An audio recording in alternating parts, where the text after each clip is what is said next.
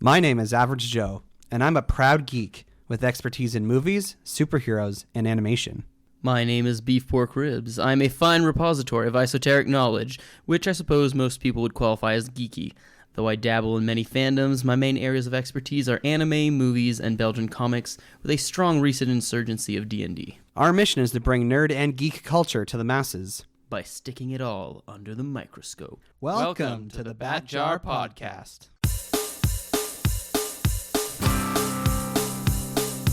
Movies, comics, graphic novels, TV, cartoons, animation, nerds are geeks, entertainment culture. Hear it on the Bat Jar, Nerdy Power. Nerds and geeks, come gather around the scene. Come and join us in the Bat Jar. Come and tune into Average Joe and DC. Lots of room here in the Bat Jar. When the newest nerdy news drops, these podcast pals put it under the scope. DC, Marvel, Disney, Star Wars, cinematic multiverses. Bat Jar, Nerdy Power. Hello there, and welcome to the Bat Jar Podcast, where we put nerd and geek culture under the microscope. I hesitated to do the whole thing as like your symbiote, so I only did the end. Well, no, I'm Venom and you're Carnage. That's the dynamic we're gonna have today. Oh, I'm okay with that too. I guess I have more red hair than you, so maybe I should be Carnage, but I feel like actually I shouldn't say that. I'm not implying you're a serial killer. I just have those tendencies that you've noticed. Oh boy.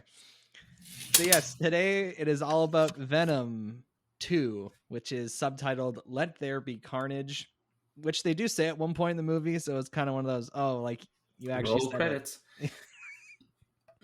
That's a different YouTube channel. I re-listened to our review of the first Venom movie. Is that you and me?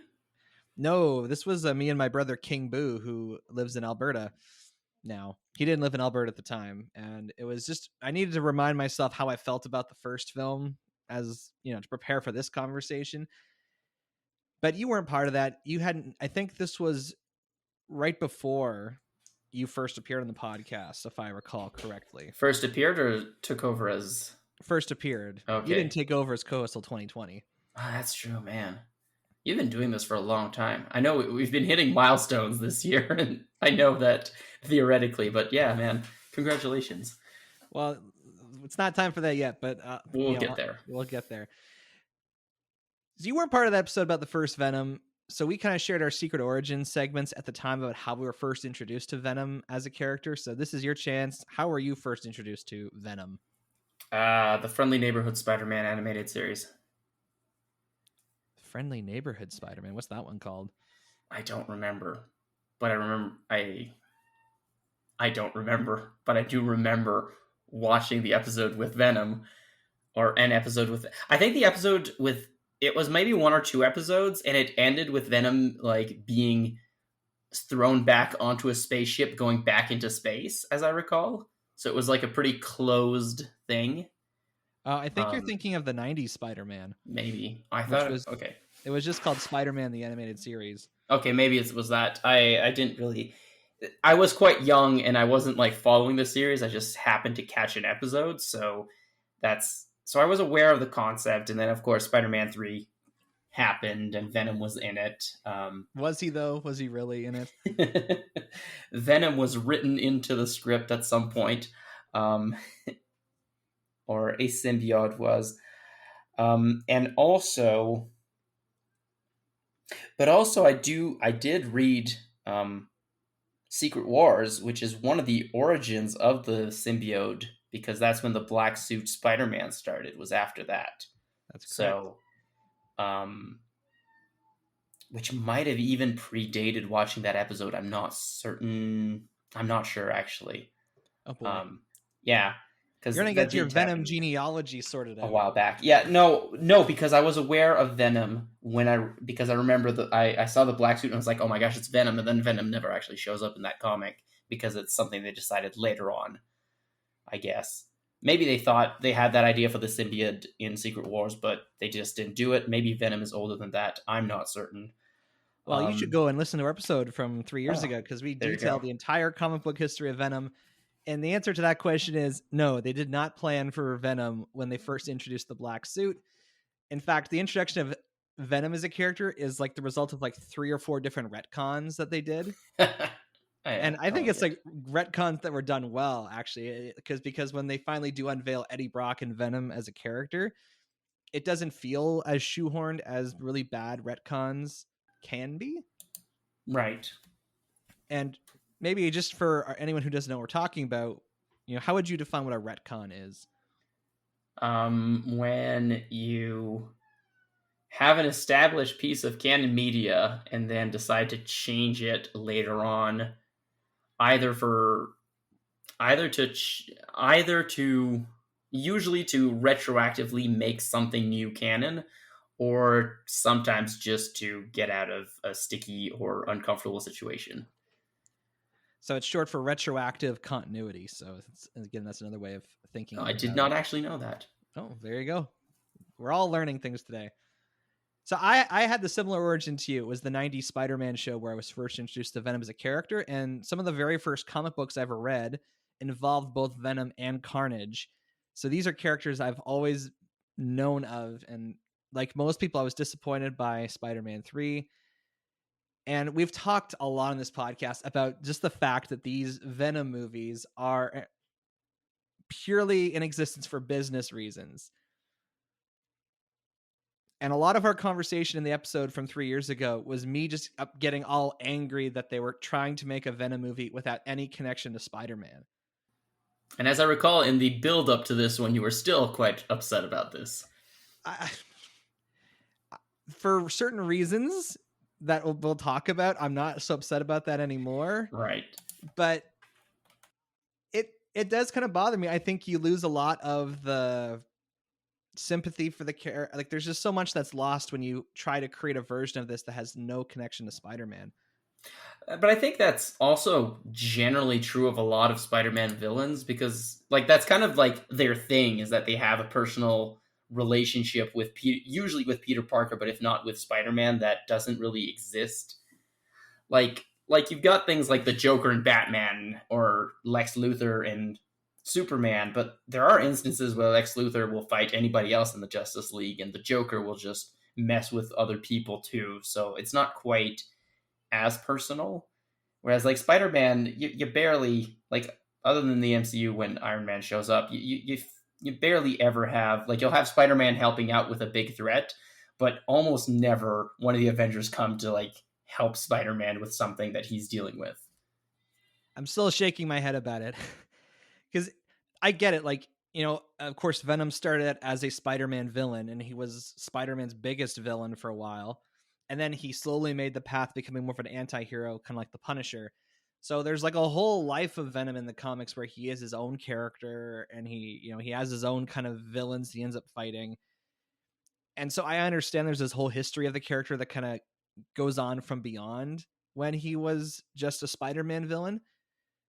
But that's still the beginning, is him being a Spider-Man villain. So like the way they did the first Venom movie, where they tried to just establish everything about Venom without any of that connection to Spider-Man, it just felt empty to me. Quite literally, even looking at his, like the way Venom looks without the white spider on his chest, I'm like, you look naked, like you're missing something. Well, I think also just Eddie's character separate from Spider-Man also didn't make as much sense. Or any sense, really. Now, the first Venom was directed by Ruben Fletcher, who directed the Zombieland movies. And apparently... Oh, that's why Woody Harrelson was at the end of it. Exactly. I guess Woody, he when they were planning doing the double tap Zombieland, he said, hey, like, would you be willing to come in and do this? So Woody Harrelson signed on to appear without even reading a script for Venom 2. So he really took a gamble there, signing on to be in a movie just based on like the word of his friend. And of course he had that, the mid-credit scene establishing him. And admittedly, a lot of mid-credit scenes, they never really show you anyone who's like a main character played by a main actor, because they generally like to save those casting announcements for later. So it was kind of shocking to see actually like a named actor in the role of a named character. And of course, everyone made fun of his hair because he clearly had some kind of wig on. But they did fix that. Yes, they or did fix that. retconned it. Well, it's unclear with this one how much time has passed since the beginning, so they could just say he got a haircut.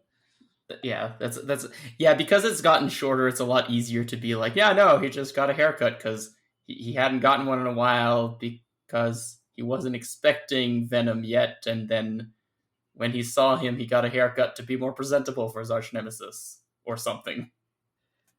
So I was pretty harsh on original Venom, but I still gave it 2.9 out of 4 back cookies because I still found it enjoyable for what it was. Yeah, I think that's an apt description. It was enjoyable for what it was. And did you see it right when it came out, or did it take you a while to check it out? I would not have seen that movie if it weren't for Mjolnir. I had no interest in watching it, but Just I don't. because, like, I'm so curious. Like, if you have a history with the character, surely you would have been interested. I don't have. I told you of like 3 instances on which I knew the character existed. That's something. That's not enough to draw me in necessarily. I mean, I still haven't watched Dragon Ball Super. Like, it sometimes takes a bit more than that. I know. You shake your head disapprovingly. I might one day, but I've also. Anyway, 90s animation is better. Is the long or the short of that one. But I don't know. I didn't really. Not Carnage. Venom is a fun character, but again, I think maybe it was the idea that it wasn't with Spider-Man, and I'm like, how can he be as fun? Especially like making him an anti-hero. I know they've done it in the comics, but I've never read those comics. I've only ever really interacted with Venom in media as a villain. So it kind of made me like, how are they going to pull this off? And it worked, but I think I had a lot of similar apprehensions. Yeah, and part of me, I'm still annoyed that the only reason they made these movies is because they have the movie rights to all Spider-Man related characters, and they don't want to put all their eggs in the basket of collaborating with Marvel Studios, because most of the top grossing Sony movies are their Spider-Man movies. So like if Sony Pictures doesn't have Spider-Man, then they got nothing. So they're literally like the Kraven the Hunter movie, the Morbius movie. I think there's a Spider-Woman movie in development as well. Like they're trying to develop as much Spider-Man content as they can. A Sinister Six movie. Yeah, at one point there was like an Aunt May spy, like young Aunt May spy movie that was in development. Really, oh man, that sounds. Is it like the Aunt May from the universe where she's got a bat cave? I don't know, but there was also a movie called Silver and Black in development for a while. It was a Silver Sable and Black Cat crossover movie. Oh wow, so they were just going. Yeah, luckily a lot of these things aren't happening now, but I mean, luckily might be a broad thing. I don't know. I feel like there's opportunities. But regardless, that mid-credit scene where they had Woody Harrelson as Cletus Cassidy told us there's room to make more of these, and we're going there with Carnage, because outside of Venom, you got Carnage. Like there again, Carnage works best as a Spider-Man villain, but if you're going to put Venom up against someone, Carnage is a worse version, or a more evil version of Venom, so it would make sense. Although it falls into that trope of the villain just has the same powers as the hero pretty heavily. Venom kind of falls into that for Spider-Man too, but it just sort of works better somehow. Yeah, because I think it's because the predominant use that they make of the power is very different. Like, because I feel like you kind of forget until there's a reason to remember that Spider-Man has super strength. You know what I mean? Like, unless he is, holding a subway car or holding his girlfriend in a bus full of people, you kind of forget that, oh yeah, no, he has super strength as well. Whereas Carnage, not Carnage, Venom, like, he has super strength because he uses it. Well, the movie was, this new one we're talking about here, it was originally meant to come out October 2020. And naturally that got shifted with the pandemic. I guess post-production on the movie had just started when the pandemic hit and everyone was forced to go into lockdown. So it doesn't seem like they would have been able to reach their original release date, even if there was no, like, if the shutdown had been shorter. 7 months of post-production? That's not that bad. Yeah, that's fair. If you don't have reshoots, it's doable. Yeah, I think it was in the summer of 2020 they announced the shift of the release date to June 2021. So they sort of just cleared it off of the fall release. So it's going to be a summer movie. And then it got moved from there to September. And then it got moved from September to October 15th. And then after Shang-Chi did well, it got moved up to October 1st. And here we are. So the movie came out this past weekend. And I don't know how to feel about this, but get this. Venom, Let There Be Carnage has the biggest opening weekend for any movie that's been released since the pandemic started. Do you feel it deserves it? Yeah. I don't know. I'm thinking of other movies that have come out like F9 or Black Widow or Shang-Chi or Free Guy. I don't think it's a better movie than most of those. Fair enough. But I'm just shocked because it made more than the original Venom did. It's like Venom, original Venom, its opening weekend made $80 million, which is pretty decent for a movie coming out that time of the year. Venom 2, in the midst of the pandemic, made $90 million. Wow, that's impressive numbers. Like, not amazing, but impressive. Well, it's the highest opening a movie's had since The Rise of Skywalker. Like, I just can't. I don't get it. Like, is it because it's later and there's like the pandemic is slowing down, or is it because did it live up to the hype, or did it just create enough hype to have a good opening weekend? We'll see next weekend. If it drops dramatically, then it's just the hype. I'm just surprised, I guess. I think of all the movies that have come out, like even like things like Space Jam or like Free Guy or the other like the actual MCU Marvel movies, you would think that people would be more interested in those. But yeah, but I mean, it was Black Widow. Nobody wanted to see that movie by now. Like, no, I understand what you're saying. I think that like do people like Spider-Man that much that they're willing to go see anything Spider-Man adjacent?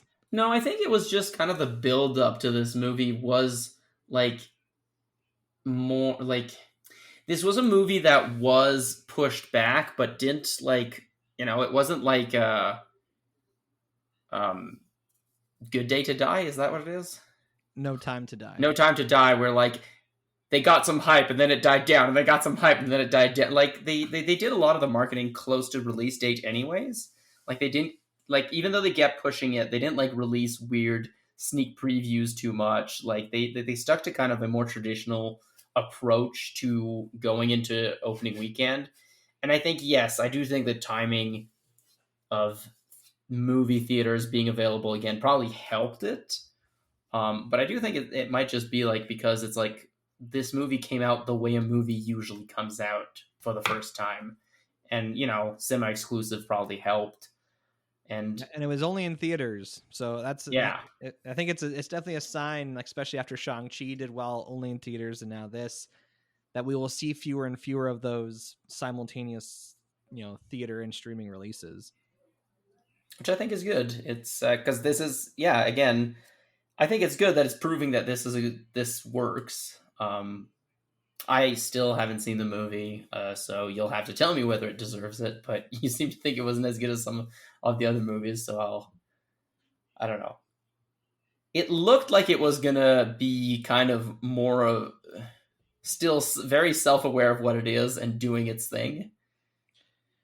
Yeah, you do make a good point, though. They didn't really put any trailers for it until the fall release schedule, like the fall 2021 release schedule, was confirmed. Yeah, I feel like it was after they had pushed the date forward, right? Or about that the same time. I can't remember, but it's true. A lot of these other movies have had multiple trailers at different points kind of attached to the different release dates. So that might be a good point, that people perhaps weren't tired of it in the same way maybe some of these other movies might have been. Who's to say? But anyway, we are in charge of this podcast. We say it is so. Therefore, It must be true, listeners. But nonetheless, kudos to Venom to for a sequel to make more money its opening weekend than its original is an accomplishment in and of itself. But then to have the highest opening weekend of the year, the highest opening weekend of like this year and a half, or going on more than a year and a half now of the pandemic, that is something to be impressed by. I like to think this chalks up to just how popular Spider-Man as a character is, and how, not to be rude to Black Widow or Shang-Chi, but there are just people who are really interested in Spider-Man more than the rest of the Marvel characters. Look, it's what, the fourth best-selling comic or a comic franchise in history? Yeah. Like, he's up there, guys, objectively. Yeah. So since you haven't seen the movie, I will give a Blu-ray case description, but I need you to ask me for it. Well then, Average Joe, can you give me a Blu-ray case description, or give me and the listeners a Blu-ray case description of Venom 2, Let There Be Carnage? I would, but unfortunately the movie's not called Venom 2, Let There Be Carnage. It's just called Venom, Let There Be Carnage? Venom, colon, Let There Be Carnage. Well, do what I said earlier. For Venom, colon, Let There Be Carnage. Eddie, you are a cancer to everyone who ever loved you. Rude. Let me eat him.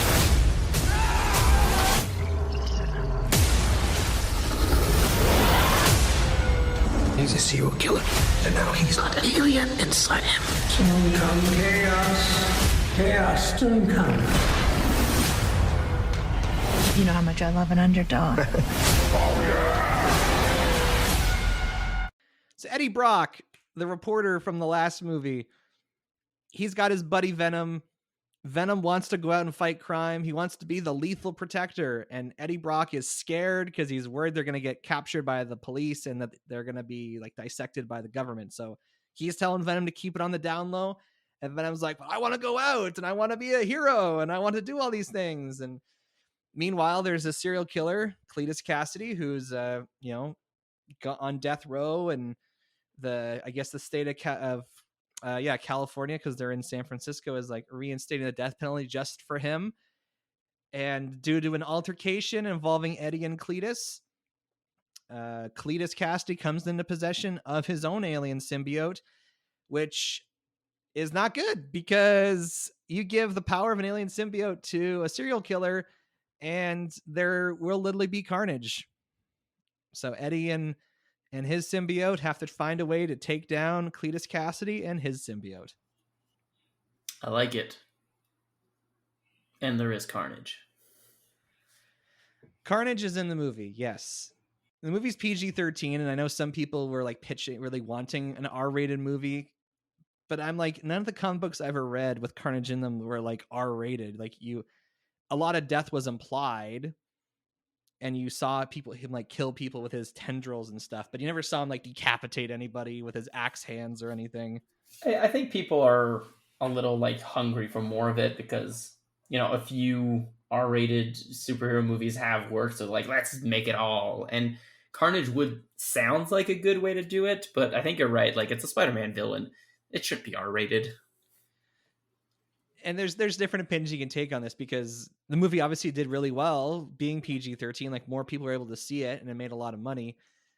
But there are a couple moments where Cletus Cassidy just sort of comes off as less threatening because it's a PG-13 movie. So the things he's, describing his actions, or the things he actually does on screen, are less gruesome than you would expect of a serial killer like that. But Silence of the Lamb is PG-13, right? I think. I don't think so, because there's some pretty graphic stuff that happens in that. But I feel you could probably make an argument that Hannibal's scene would be PG-13. What I'm trying to say is you can make a serial killer threatening in different ways by implying things. It is possible to do a pretty good job. Yeah, but I guess he is a different type of serial killer. Hannibal Lecter is very much the gentleman killer, so yeah, I don't know. Maybe. Yeah, and to be honest, Woody Harrelson gives a good performance, but the way they portray Cletus Cassidy and Carnage's character in this movie I was not a fan of it. It was just too different from what I know of the character from the comics. And it's very, it might seem nitpicky, but they try to give him like a almost sympathetic backstory as to why he's a serial killer. Yeah, one of those. No, this character was just pure evil and it was fun. But then we can't have that, so we make it different. Yeah, and there's a character in this movie named Shriek, who I know from comics I read as a child, who she kind of has like a Harley Quinn relationship with Carnage in the comics, where she's like really, she's more romantically interested in him than he is in her, and you never know if Carnage is actually romantically interested in her. You can't tell if he's just using her to advance his cause, and that's really interesting because again, you don't know. But in the movie, it's clear that it's a mutual love interest going on between the two of them, and to me, it kind of informs some of like the not great decisions they make in the film. But you know what? These are things I only noticed after the fact because this movie is only 95 minutes long. Wow, that's pretty good. Does that not surprise you for a big budget movie like this that it's only an hour and a half long? Yes and no. I feel like, again, from the trailers I've seen and kind of the general why then the first Venom movie seemed to have done as well as it did, it would seem wise to take the kind of more self-aware approach to this movie. And I feel that if you realize and you think about what this movie is, having it drag out to be more kind of an epic doesn't make as much sense as trying to make it a little quicker and get the jokes or the story beats you want in and then get out. Beloved character actor Andy Serkis directs this film, and he talked about the runtime, saying that he wanted to feel like a thrill ride, kind of like a frantic, quick pace from start to finish. And to his credit, yeah, it feels like that. It does. It does feel fast paced, but it doesn't feel awkwardly, like it doesn't feel like it's edited poorly, if that makes sense. The big benefit, of course, to this fast pace is like things are happening nice and quick, is that you don't have time to stop and like question certain things. Yeah.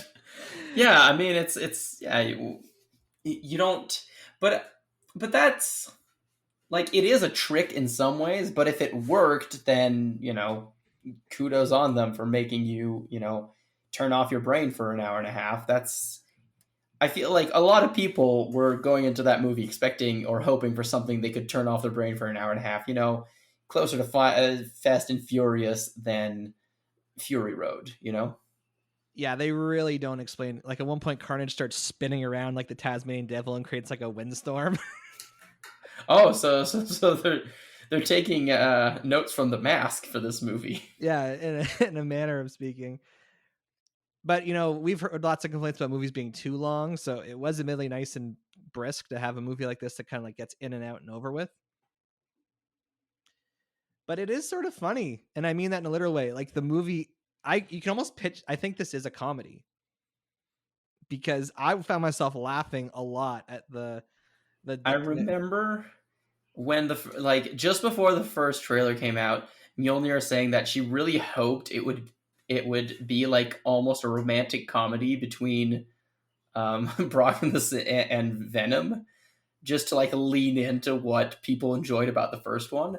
But I do think that because Venom isn't always like I'm thinking about like even in the old Spider-Man animated series, like Venom is funny, but not because he's funny, but because like he's portrayed in a way that isn't supposed to be humorous, but comes across as funny.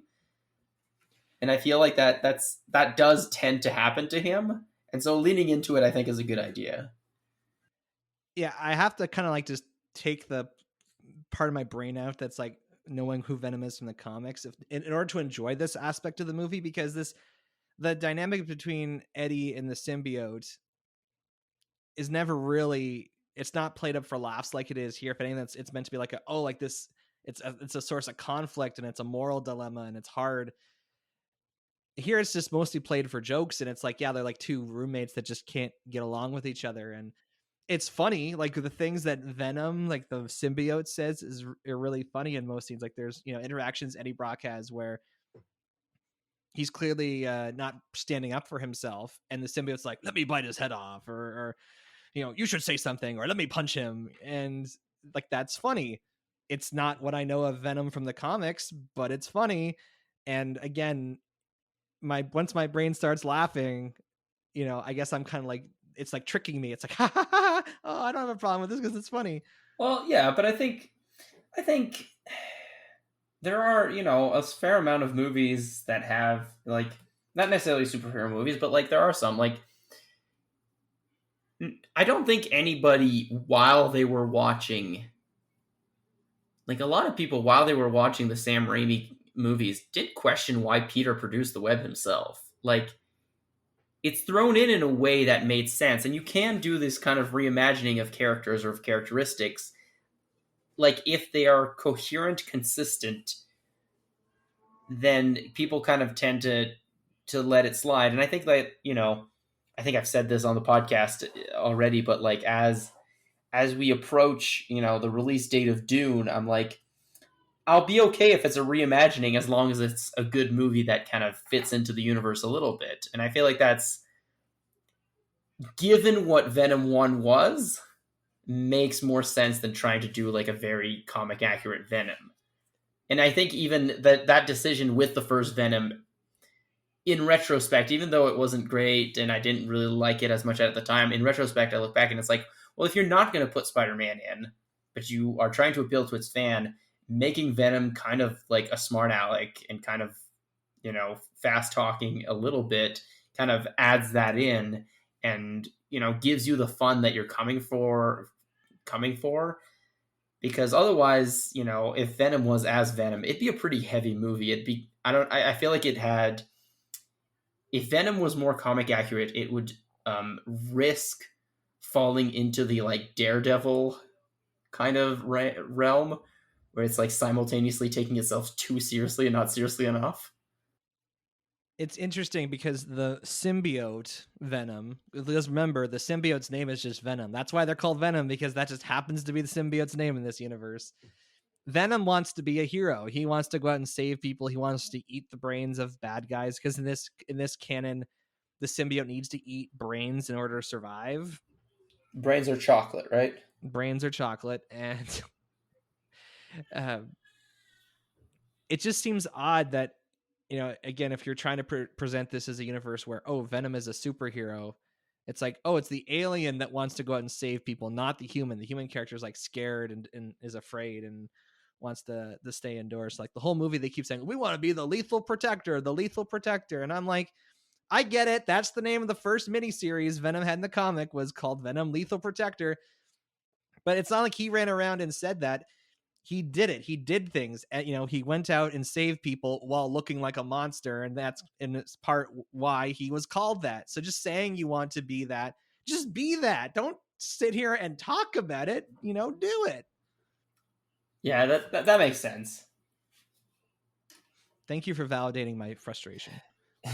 No, I understand. Although I'm gonna put a little maybe sidebar to that. It sounds like the movie didn't do that much just talking about things either.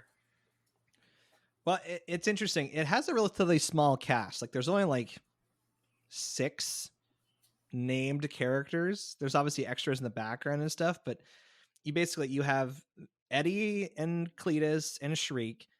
Then you have a cop. You have her his ex-fiance and her husband fiance. Literally, those are the only characters. And Mrs. Chen, she shows up. Yeah. So that's 7 characters that are named directly. And again, there's extras in the background and stuff. So the plot is very tight and focused around this core group of characters. And with the quick runtime, you don't ever really get too much time with anyone. And I think this is the way they kind of keep the budget down. It doesn't feel like a cheap movie, but of course, they still have a lot of the fighting during the nighttime. They shift back into their human forms basically anytime that it's going to get to dialogue mode versus fighting mode. And I'm sort of okay with that with Venom, but kind of the point of Carnage is that he becomes so fused with his symbiote that he never really takes it off. And like I get why they don't do that in the movie, because you basically would never see Woody Harrelson otherwise. Yeah, it's kind of too bad.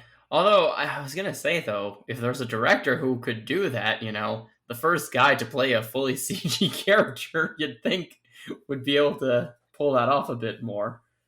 Yeah, I was kind of hoping that I would see more of Andy Serkis's experience in these performances, but they chose not to do motion capture for Venom or for Carnage. Apparently they did some motion capture like on sound stages with like different types of performers for the way the characters moved, but when I was watching the movie I couldn't really tell that like their movements didn't seem so unique and special that I would have known, oh, they motion captured this on a sound stage with performers. Yeah, I guess. But yeah, so it is a little unfortunate, but I feel like, again, and be honest, is it because you're a fan of Carnage the character that this kind of bugs you more? Or would it still make sense in the movie, given the premise of this universe, that Carnage would stay as a symbiote more? Oh, it makes sense in the universe of this movie. That's more so me a complaint. Yeah. And that's valid, right? To be like, because I mean, I came into Age of Ultron hating it because of the way Ultron looked, so I was later validated in that hate because of the terrible movie it became. But I can understand having like prejudices against characters, especially characters that you're more attached to. It sounds like Venom and Carnage are a little more important to you, possibly because you have an obsession with Spider-Man, but. And you know what the worst part is? Like it doesn't feel cheap when you see Carnage.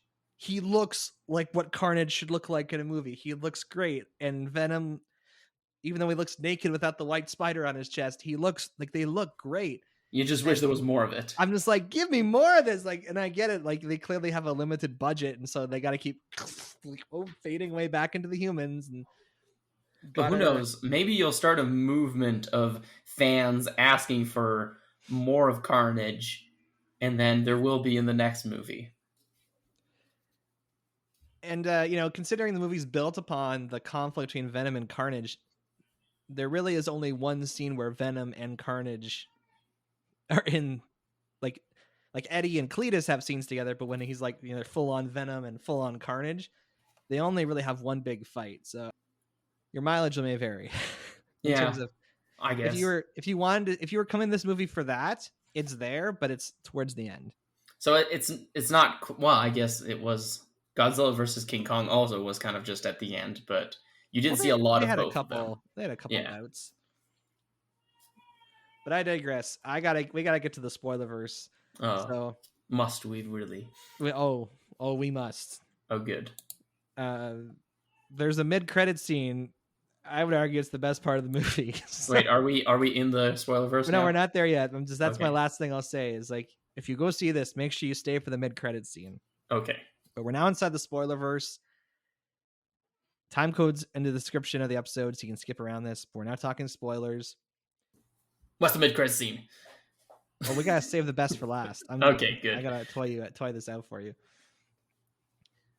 So in a classic sequel problem, like there's a huge chunk in the middle where Eddie and Venom have broken up. Yeah. Like they separate, and Venom, the symbiote, just attaches to different people, and he like goes to a rave, and he's like, people like me, and it's like a Halloween party, so everyone's wearing costumes, so they think he's someone in a costume, and it's all very funny and silly, and he's got like glow bracelets all over him and stuff. And there's certainly this Alex like, Eddie kept me in the closets, and like they really play up that parallel. But it just seemed dumb the whole time. Like, Eddie, like, I agree with the Venom symbiote. Let's go fight some crime. Like, yeah, there's a risk of getting captured, but Eddie Brock is trying to investigate where all of Cletus's victims are buried, and Venom, the symbiote, is able to deduce some things and help him figure it out. And maybe other people will feel differently, but when they broke up, I'm like, this is just delaying things, and they're gonna have to get back together anyway. It kind of depowers Eddie Brock for a section of the movie, so it increases the risk and the threat. Right, but it is also kind of by the sounds of it, entirely his fault, so you don't really feel that bad for him. No, and at least I was on the side of the symbiote. I'm like, you guys should be out there protecting people and not just being afraid. And you should be there together for sure if you're going to be out there anyway. Yeah. They kill off Carnage and Shriek in this movie. So much for Carnage being more in the sequel. It's a comic book movie. They could if they wanted to. Well, I don't know. How definitive was his death? I mean, the post-credit scene kind of plays into that, but I'll just say, even with Carnage's character, like, I would argue the fact that Cletus never takes the symbiote off and maybe occasionally reveals his face, it's part of his character. Like, they're fully fused. In the comics, they refer to themselves as I, like Carnage and his symbiote right. are one. But here, the Carnage is like it's like a separate head, has its own voice. It's clearly not how Carnage is portrayed in the comics. In fact, it becomes like a point in the finale where they're like, see, like, they're at odds with each other. They're not the same as us, Eddie and Venom. We're more united than they are. And I'm like, in the universe of this movie, I guess that makes sense, but it's a terrible misrepresentation of the Carnage character. That's one of the big distinctions between Venom and Carnage in the comics, is that he's so fused with his symbiote that he can't even distinguish himself from the alien anymore. I mean, but maybe this will... I don't know. I feel like it's something you can explore in interesting, like, could have interesting repercussions, especially for kind of the way that Venom and Eddie are being portrayed in this movie. The fact that if they become basically Carnage, then it becomes less of a secret identity, and it can turn more into like a Bruce Banner Hulk kind of dynamic. Yeah, and that's kind of, I guess, a Bruce Banner Hulk comparison would be good for. And this is the other annoying thing, is that the romance between Shriek and Cletus, it's like their main motivations. They both love each other so much. They've loved each other since they were kids. And Carnage, the symbiote, hates Shriek because she makes loud noises with her powers, and he's like, shut her up, and he's like, don't hit my girlfriend. And I'm like, is this really what we have here with Carnage? He's just love struck, and he's at odds with the symbiote because the symbiote doesn't like the noise. It just felt very, again, for like saying this is the Sony Pictures version of Carnage. I'm like, sure, but it felt like very inauthentic version of the character I know from the comic books. Yeah, I can understand how that'd be frustrating, especially because Carnage is kind of a just, I'm evil fun, like, you know what I mean? Like that kind of just like, yeah, no, he's just a bad dude. Love to hate him. Irredeemable. Who cares? And it causes a great moral dilemma for both Spider-Man and Venom, because, of course, every person that Carnage kills, Peter feels responsible for, because if he hadn't brought the symbiote to Earth, there'd be no Venom. If there was no Venom, there'd be no Carnage. Yeah. But they don't have any of that in this, because, I mean, there's still the connection of that the Carnage symbiote comes from Venom, so Venom now feels that responsibility. Which is odd, because in the first Venom movie, they kind of were all different, and Venom wasn't even the leader.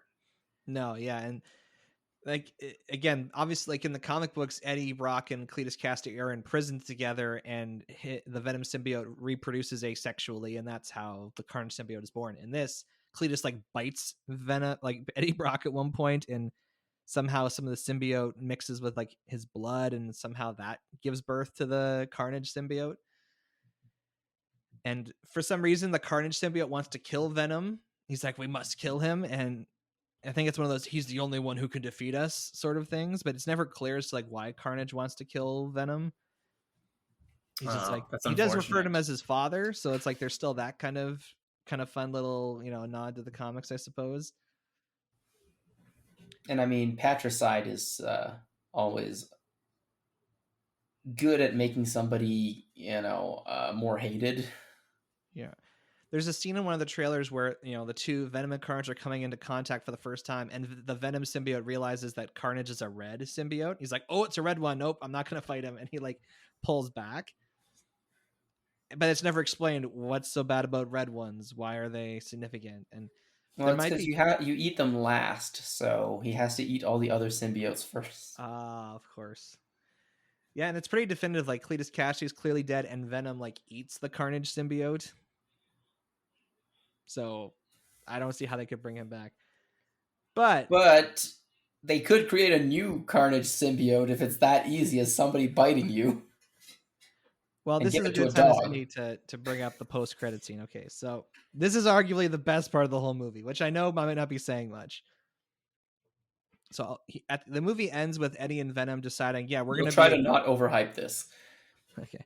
So the movie proper ends with Eddie and Venom being like, yeah, okay, we're going to be heroes now, but we really can't stay here in San Francisco because the police know about, our involvement with each other and they're going to catch us. So they go on the run and they just sort of commit to like, yeah, we're going to fight crime wherever we go and be that lethal protector. So in the mid-credit scene, it starts, they're sitting in like this like dank kind of messy hotel room somewhere clearly like remote, like in the Caribbean or something. And they're having one of their little chit chats with each other. And, the symbiote's like, I'm so smart. I've lived for thousands of years. I have all this knowledge. And Venom or Eddie Brock is like, well, tell me about all this. And so there's like this flash that happens and like the whole room shakes and there's like a flash of light. And then all of a sudden they're in like a different room. And it's clearly like still the same exterior outside, but the hotel room has changed dramatically. And then the TV comes on. And on the TV is J.K. Simmons as J. Jonah Jameson publicly revealing Spider-Man's identity to the world. And you see on the TV screen Tom Holland in his Spider-Man costume with his identity revealed, and Venom licks the TV screen and says, "This guy." I like it. Also, so this means is JJR Jr. ever a symbiote? JJR Jr.? Who's that? Sorry. J. Jonah Jameson? Yeah. No. His son is an astronaut who in the animated show brings the symbiote to Earth, but Right. But he never actually gets infected. No. Which I find is unfortunate. That feels like almost wasted potential, but I guess they never commit to making him actually a villain, which makes sense because that's not what his character is meant to be, but I feel like it could work. Okay, but you're missing the point. Tom Hardy's Venom is now in the MCU. Yeah. Okay, but I feel like a lot of people are like, Sony is going to do this because it's a way to I assumed that the Tom Holland Spider-Man would go and visit the Venom world, not that Venom would come to the MCU. Yeah, but that could still be... I don't know, the way you described it with like the room changing, it almost seems like he's sharing knowledge maybe from another universe or from something else. No, it seems to be, it seems like either it's the moment from Loki or it's the moment from the No Way Home trailer when Doctor Strange goofs up. Like it's saying like there's like this convergence. Okay. Like one of those events where something happens. Like you think for a moment it could be that could be the case that he's just projecting knowledge that he has of other worlds, but I think it's meant to represent either kind of like how the end credit scene of Ant-Man and the Wasp shows you the snap from a different vantage point. Like this is showing us the Doctor Strange event from a different vantage point. Well, perhaps. Okay, if you say so. I haven't seen it. It's just as you were describing it, it sounded to me more like it was them seeing another dimension, which then could easily, so now we must theorize on whether or not No Way Home will still have a Venom cameo. I'm kind of hoping, I mean, part of me would love it, but part of me is like, there seems like there's so many characters in that movie, like there's no way they're going to do them all justice. No, we're in the spoiler first, so I can spoil things from other shows too, right? Yeah. Okay, so they're going to bring in like the Doctor Strange from What If, and as it turns out, the symbiotes all come from a spirit being, and so he is part symbiote as well, and that's what's calling them in. It could be. I mean, if they're trying to like force feed a Sinister Six to us in that movie, like I keep hearing they are, if they have Green Goblin and Dr. Octopus and Sandman and Electro and Vulture? Vulture or Mysterio, or anyway, the point is Venom could easily fit into that. It really wouldn't make sense as to like why, because this Venom has never fought any Spider-Man before, so he clearly has an interest in him somehow. So when you said this guy, it was when Spider-Man was on the Spider-Man. TV. Oh, okay. And he, I also misunderstood who was on the screen when he said that. Oh yeah, he like licks the screen when it's Tom Holland's face. Okay. But I love Tom Hardy. Like, I love this version of Venom, and I think he looks really good. He just needs to get that spider on his chest so he stops looking so naked. But even if he's not in No Way Home, maybe he's in like the post-credit scene of No Way Home. If they set up the fact that the third Venom movie is an MCU adjacent film where he has to fight Tom Holland Spider-Man.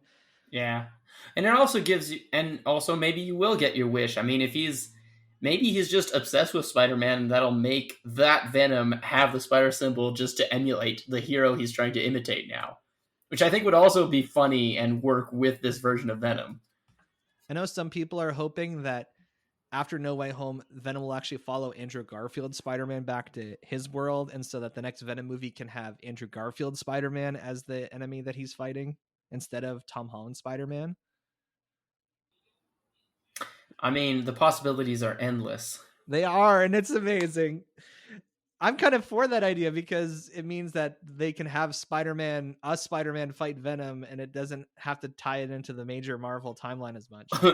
or he goes into the Sam Raimi universe and kills the other Venom.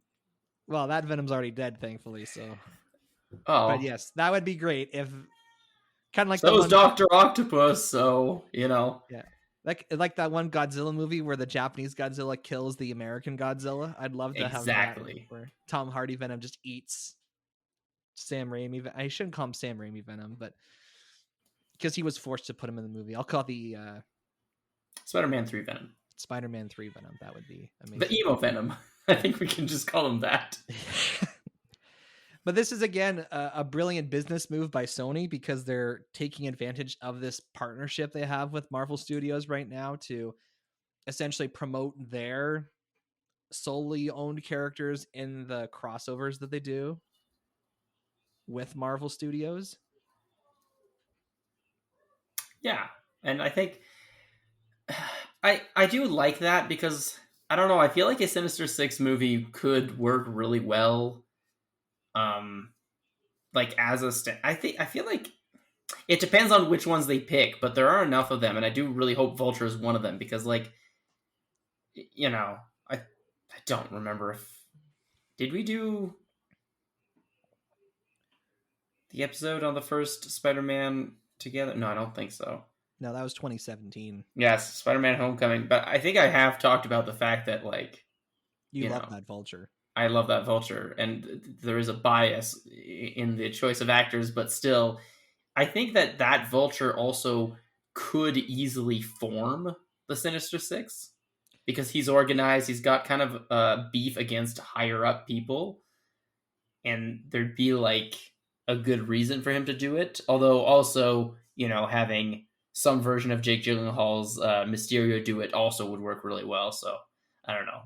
Yeah, and people are pointing out if they're in the MCU now, then we could just have Woody Harrelson come back and be, you know, better Carnage. You know, it's like, well, there could be variants of them on this world, like him and Shriek could, because both the actors, they're good actors and they're good picks for the parts, but just the way that they were written in this movie, it weren't nearly as definitive as I would have liked them to be. So this is, you could argue this is like a tryout for them, and it's like they can, when they come back and do it a second time, that it's more canonical. It's like we're leaving the possibility of retcon wide open. Yeah. But then, of course, people are complaining. People always find something to complain about. It's like this post-credit scene basically makes the whole movie like not important at all. Because it's like, well, now Venom's just in a different universe. I don't know about that. I feel like it's not necessarily non-important, and it's like I do understand there is the possibility, but whether or not they'll take that on still hasn't been decided yet. So I think we should wait until that happens. Oh. But but it is true that it's like a half cop out. As if it's not quite, it was all just a dream, but it's like, right. It was all just an alternate reality. It could be a dead timeline. Yeah, It's been pruned. it's a possibility, but I'd like to hope it doesn't end up just being that. Coming around to final thoughts, Venom: Let There Be Carnage. It's an enjoyable movie. I've had people ask me if it's too scary, like if it's PG-13. The monsters do look scary, but it never really feels, aside from like, monsters with sharp teeth and tongues and spit coming out. If you're fine with that, it's not that scary. It's actually surprisingly funny. Like I would almost label this as a comedy action film in the vein of like The Other Guys, which I know is a weird comparison to make, but that's honestly what it feels like most of the time. And I'm really excited for where they're going with the mid-credit scene that's in the film.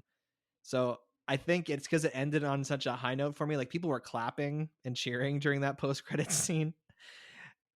Considering I gave the first Venom a 2.9, I did enjoy this one more. So I'll give Venom: Let There Be Carnage 3.3 out of 4 Bat Cookies. And I will give it, or your review of it, I do actively want to watch this now. So Venom: Let There Be Carnage is now in theaters only. It's the only way to watch it. I think after 45 days in release, it will be available for like digital rental. I thought HBO Max had HBO or is Max having a thing with it.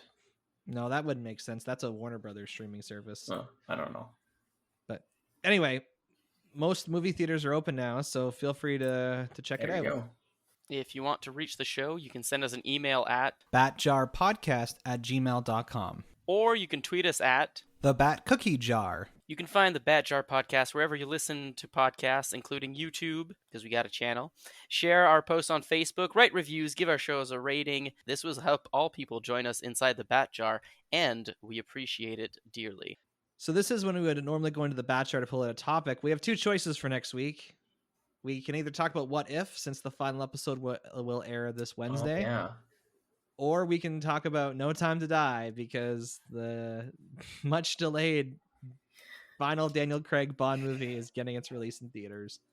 So I am 100% going to watch the last What If episode. I am highly unlikely to watch No Time to Die. I am painstakingly trying to get Mjolnir to watch all the James Bond movies, since I have all of them except Spectre.